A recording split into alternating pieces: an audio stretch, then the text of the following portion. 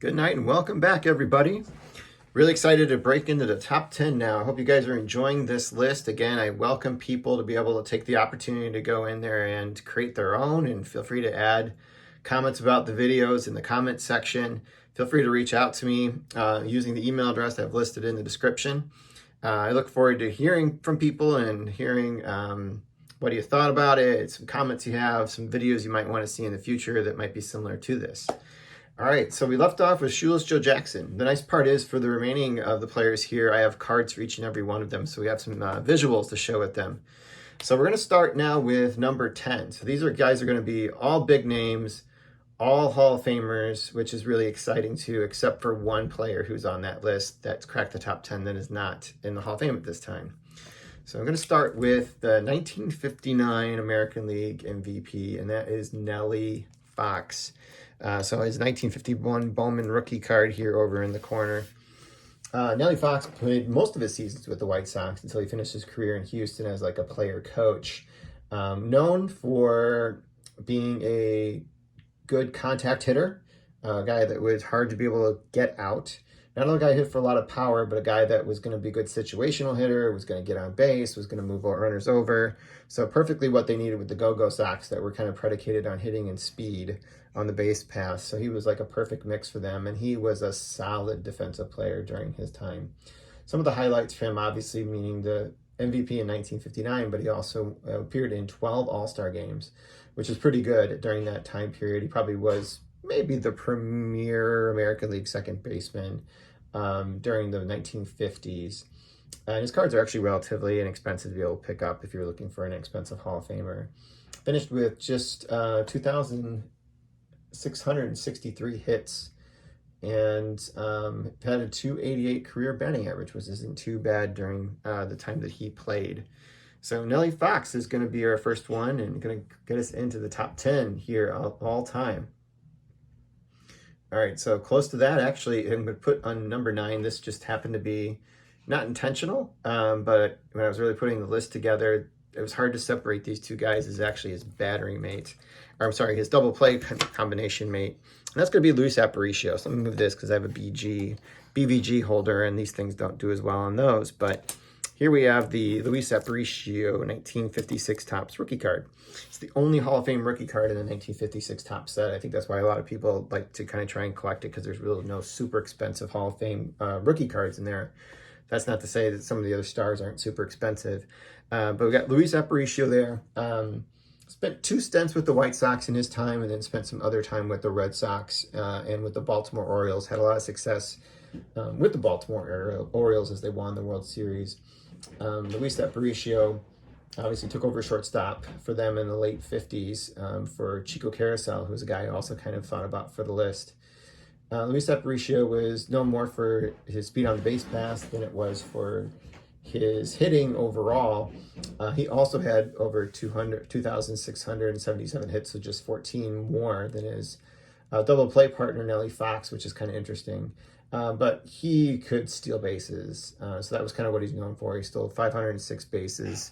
In addition to having like a stellar glove, appeared in 10 All-Star games and was the Rookie of the Year during his initial season. So that is number 9 on our list. All right, staying with the Go-Go Sox and going to a guy who's actually going to be in the Hall of Fame this year and is going to be in the number 8 position, although he wore number 9, and that's going to be Minnie Minoso. This is his rookie card from 1952 Bowman. Featured in my very first video, and I'm bringing it back now. One of my favorite pickups that I've had this year, and maybe will be all time. It's another guy whose career I had tried to make maybe an argument in my mind of trying to move him up a couple spots on the list. And if I had to redo it, I might do it, just because he was set back in his career by not being able to premiere right away because of some of the slowness with integration. Wasn't really kind of on Cleveland's radar to be able to kind of move him up to the major leagues, because they were only moving a few players in at a time, even though they were like the first American League team to bring in African-American players. It was just kind of status quo of what was happening in baseball at the time. Every team had a few, except for maybe like the Brooklyn Dodgers, who were much more aggressive about it. Really wrong, and obviously in hindsight for a variety of different reasons, and probably set the organization back for a while, when the White Sox got him, we were more than happy to get him. He actually appeared in an All-Star game his very first season with us. Had a career WAR of 53.8. Also kind of noted for coming back a few times and batting in different decades. For us, we could kind of say played in several different decades throughout the course of his career.